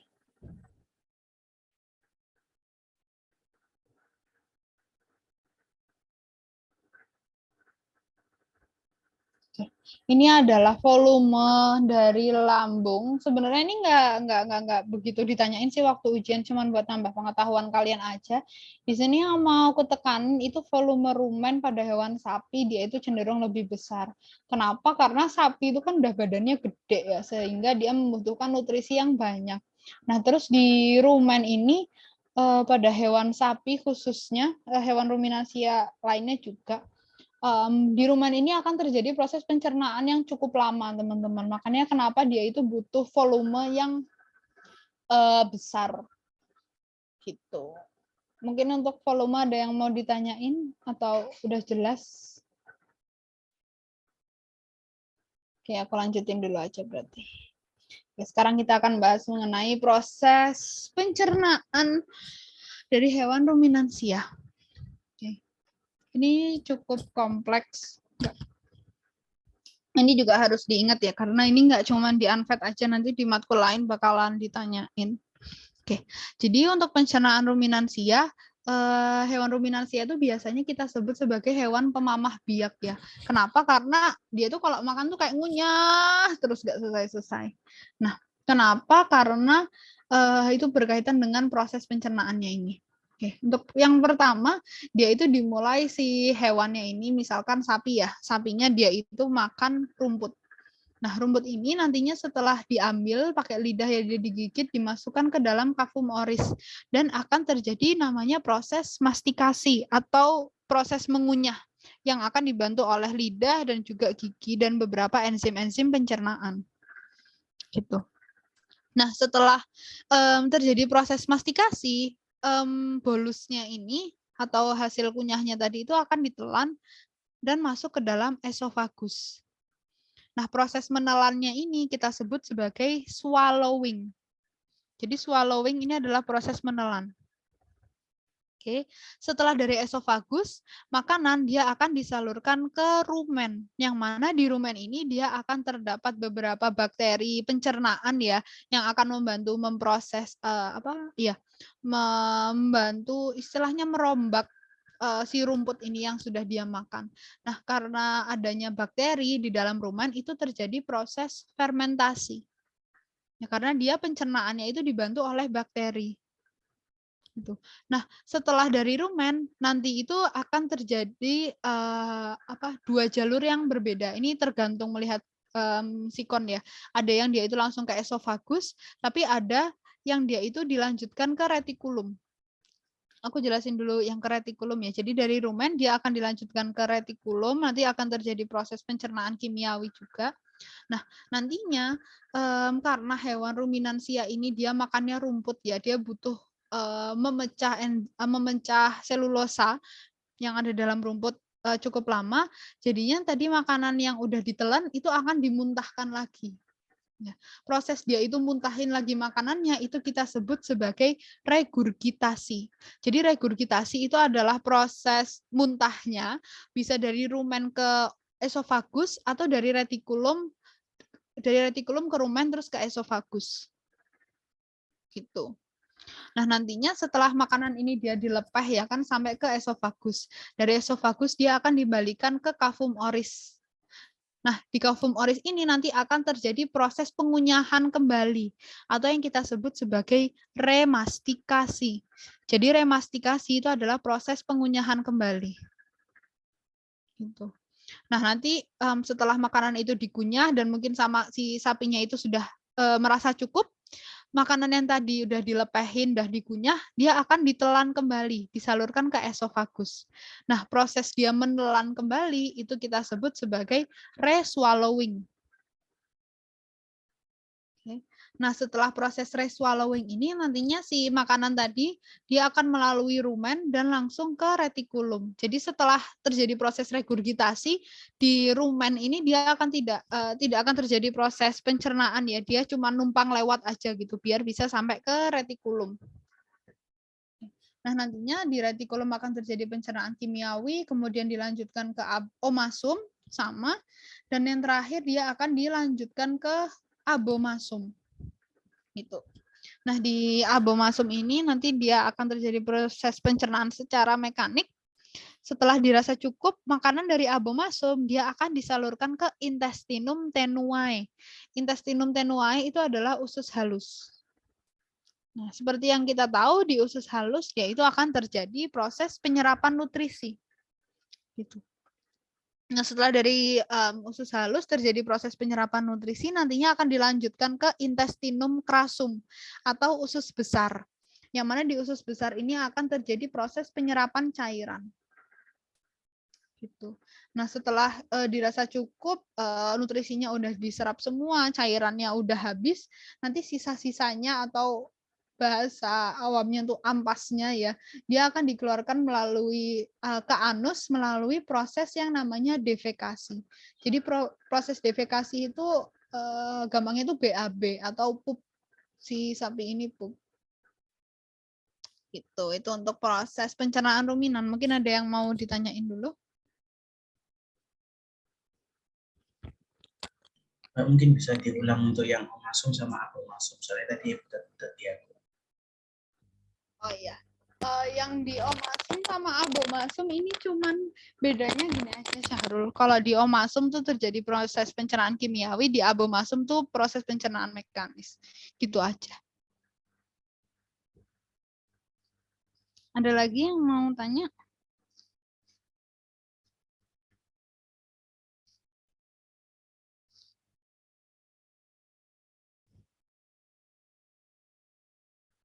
Jelas ya untuk proses pencernaannya ini. Kalau misal udah jelas, aku mau jelasin sedikit. Ini aplikasi klinis lagi ya, mungkin buat nambah pengetahuan kalian. Biasanya tuh kalau kalian pernah dengerin namanya diare atau sembelit gitu ya.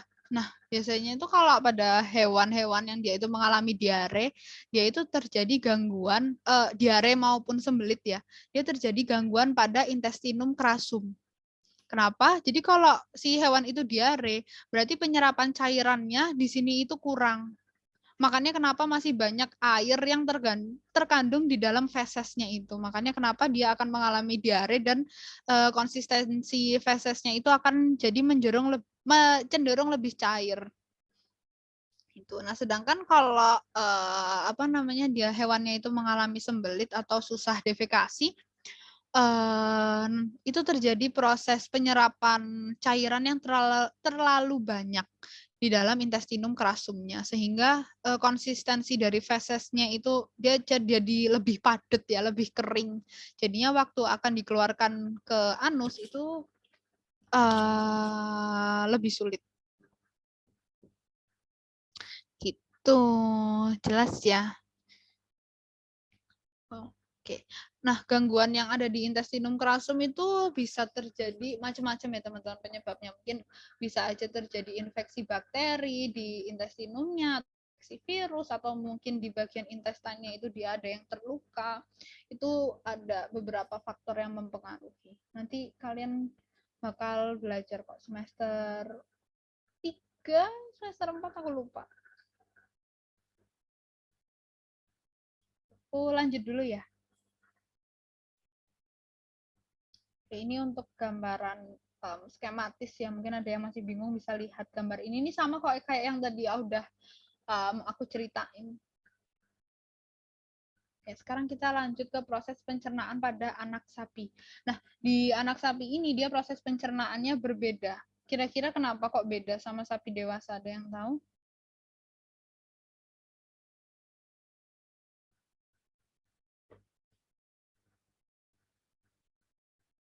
Masih menyusui. Masih nyusu, Kak. Betul, itu salah satu faktornya. Ada lagi yang tahu kira-kira kenapa? Ada bagian lambung yang dilompati. Iya, kenapa dilompati?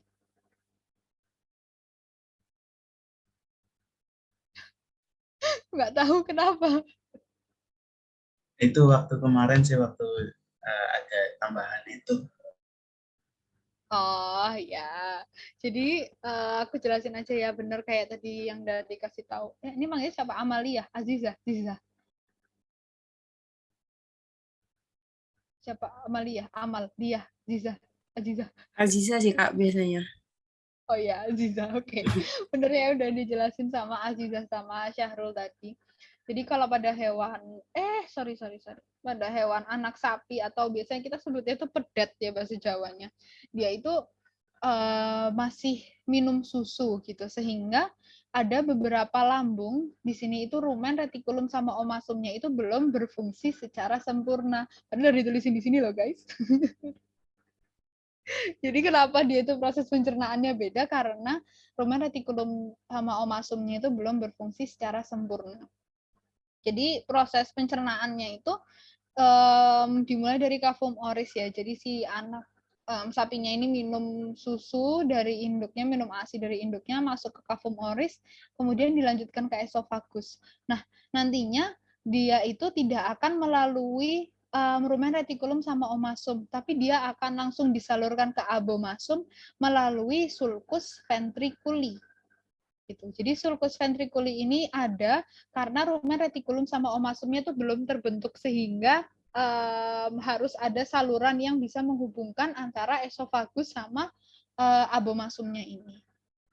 Gitu. Nanti setelah dari abomasum ini udah sama kok ke intestinum tenwae, intestinum crassum sampai ke anus. Gitu.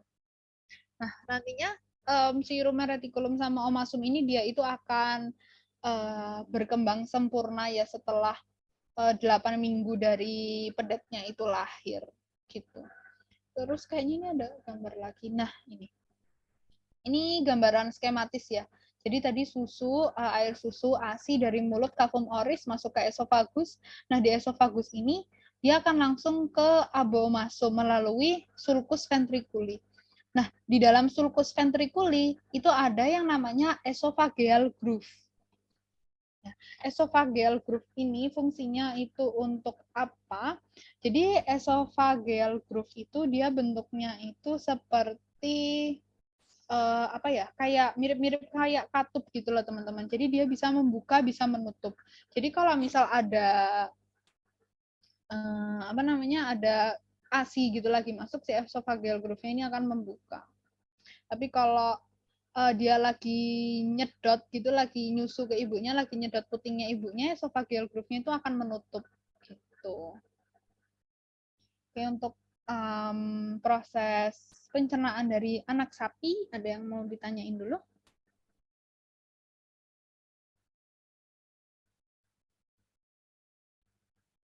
Sudah jelas? Ini ada yang Oke, kalau misal udah jelas, ini yang di Jawa Timur, tapi Rido udah azan belum? Belum ya? Ini aja deh, aku lanjutin dulu aja dikit ya, sebelum kita istirahat sholat. Rido azan jam berapa? 6. 6.15 Kak. Kita lanjutin sampai jam 6. Kalian masih nyanda nggak sholatnya yang di Jawa Timur?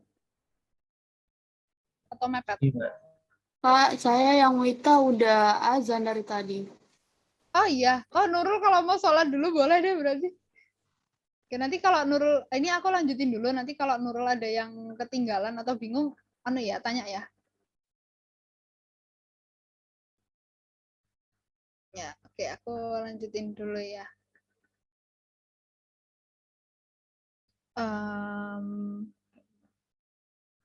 Oke, kita lanjut ke usus ya. Jadi tadi makanan setelah dari apa namanya?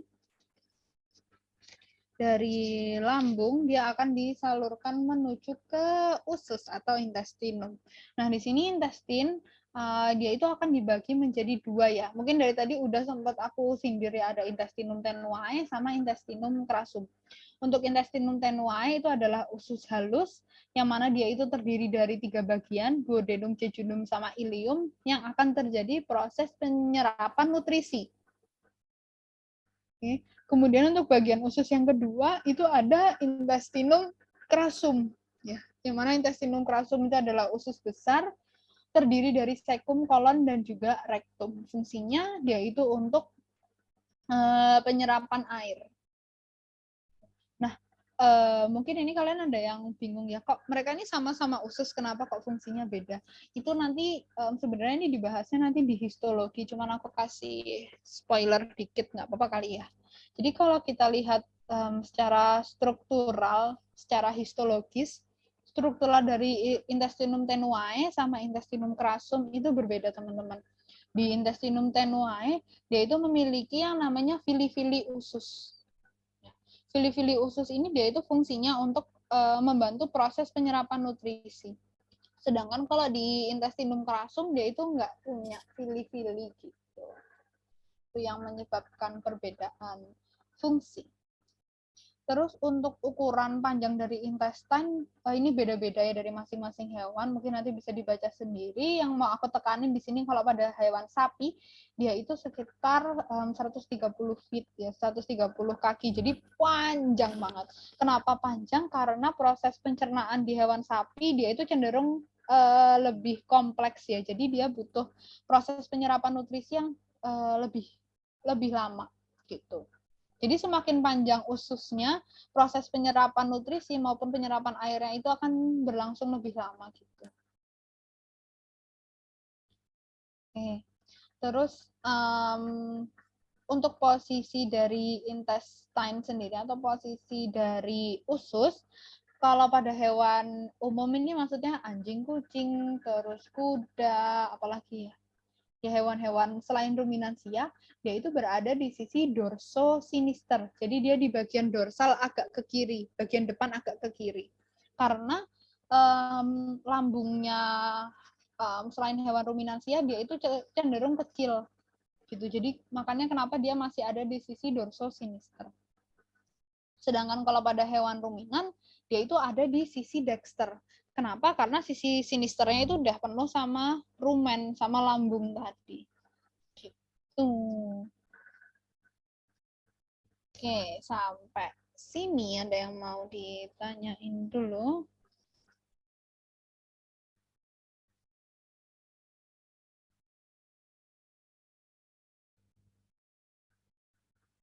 Ada yang masih kurang jelas?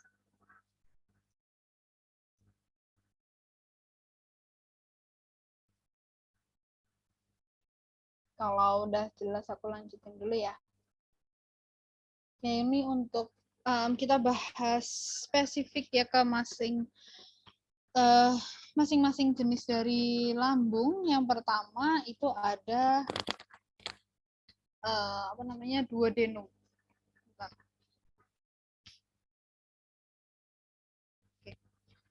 Nah, untuk duodenum sendiri, dia ini yang nantinya akan melakukan hubungan dengan lambung ya, dengan ventriculus melalui struktur yang namanya pilorus. Jadi pilorus itu adalah suatu penyempitan di antara duodenum dengan ventriculus. Gitu. Nah, nantinya duodenum ini bentuknya pada masing-masing spesies hewan itu berbeda. Kalau di gambar ini adalah lambung milik hewan ruminansia ya teman-teman. Duodenumnya itu yang mana? Dia itu yang nomor 2, 3, 4, 5, 6. Jadi segini, yang warnanya kuning, ini adalah duodenum. Nah, duodenum ini pada hewan unggas ya. Nanti kalian belajar di semester 3. Dia akan membentuk bentukan seperti huruf S atau yang kita sebut sebagai ansa duodenalis. Sedangkan kalau pada hewan kuda, dia itu akan membentuk huruf U atau yang kita sebut sebagai loop duodenale. Nah, kalau pada hewan sapi ini dia membentuknya lebih cenderung ke ansa ya. Nih. Dia kayak ketekuk gitu. Itu untuk duodenum. Nah, biasanya di antara duodenum ini kebetulan di gambarnya ini nggak ada ya, tapi nanti mungkin kalian bisa searching-searching di atlas gitu. Untuk bagian dari duodenum ini biasanya di bagian tengah-tengahnya itu ada pankreas. Jadi pankreas itu berada di tengah-tengah dari duodenum. Tapi ini nggak kelihatan. Biasanya itu di tengah-tengah. Kalau nggak di sini, di sini. Gitu. Pankreas itu kalau kalian lihat secara makroskopis ya, secara preparat basah, dia itu bentuknya seperti cacahan daging. Gitu. Nah, si pankreas ini nantinya dia itu akan memproduksi beberapa enzim pencernaan yang akan disalurkan ke duodenum melalui ductus pancreaticus gitu. Gitu. Makanya kenapa duodenum sama pankreas itu dia istilahnya bersebelahan gitu. Nah, si duodenum ini seperti kayak organ visceral lainnya ya, dia di dalam cavum abdomen itu akan digantung oleh suatu penggantung namanya mesoduodenum. Di sini kebetulan nggak ada gambarnya. Mesoduodenum itu kayak jaringan ikat juga. Gitu. Untuk duodenum ada yang mau ditanyain dulu?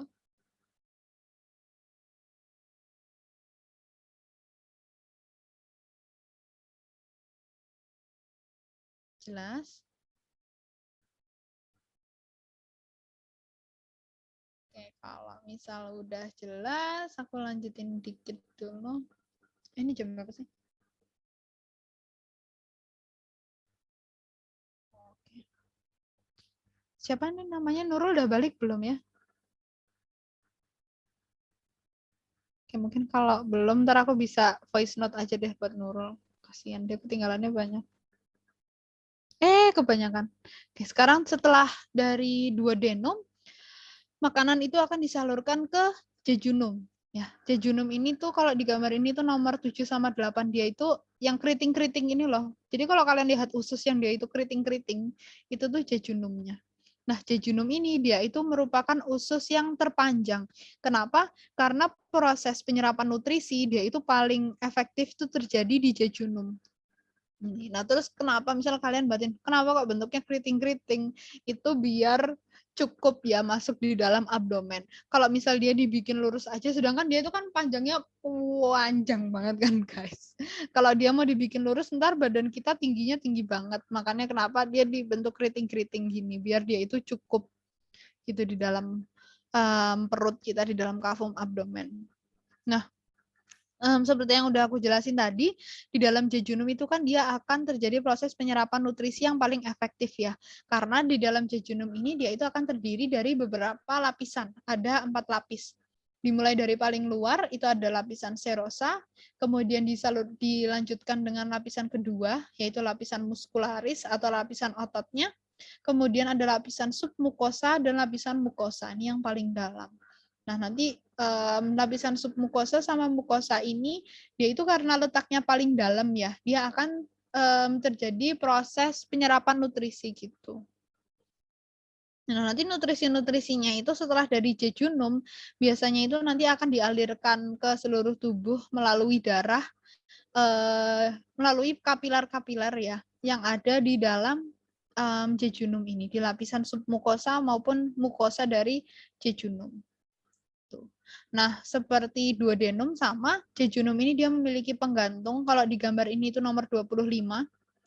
Penggantungnya ini kita sebut sebagai mesenterium. Terus kalau ada yang penasaran nomor 26 ini apa? 26 ini dia termasuk suatu organ limfatik ya, atau limfoglandula. Namanya itu limfoglandula jejunalis. Limfoglandula jejunalis ini biasanya itu bisa mengindikasikan gitu kalau misal si ususnya ini kayak misal kita lagi motong sapi gitu, terus kita lihat bagian jejunumnya ini si limfoglandulanya ini membengkak ya, dia membesar, berarti di bagian jejunumnya ini dia sedang terjadi peradangan gitu. Nah, kalau kita lihat limfoglandulanya ini besar, berarti jejunumnya ini itu nggak boleh kita konsumsi. Karena di dalamnya bisa aja terdapat bakteri ataupun virus yang bisa menular ke manusia atau penyakit-penyakit zoonosis. Gitu, itu untuk jejunum. Ya, Nurul sudah kembali. Nurul, nanti untuk penjelasan yang ketinggalan, aku voice note ke kamu ya. Aku kirim di WA nanti. Baik, Kak. Oke. Ada yang mau tanya dulu?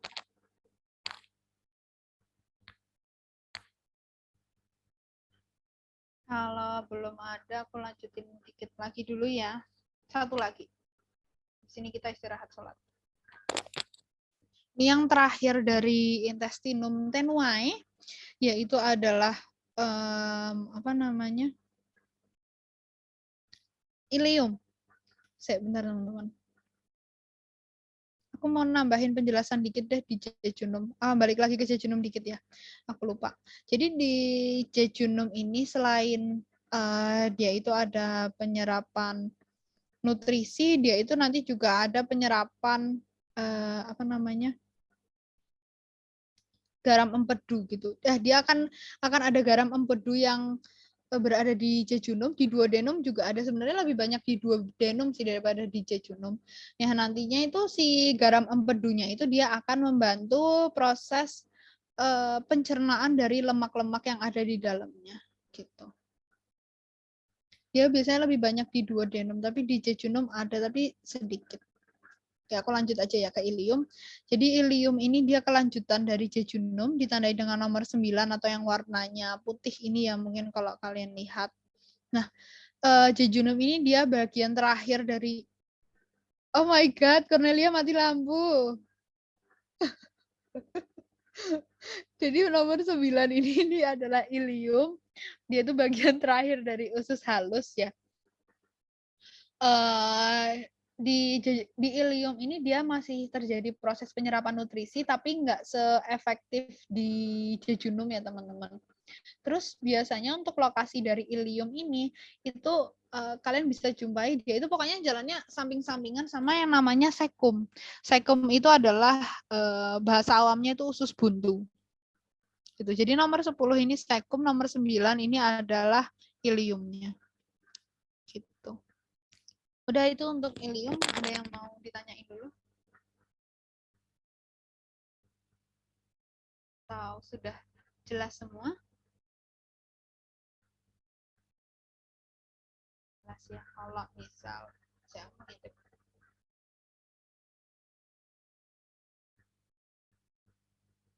Istirahat dulu aja deh. Kita istirahat, sholat dulu ya teman-teman sampai jam 6.30.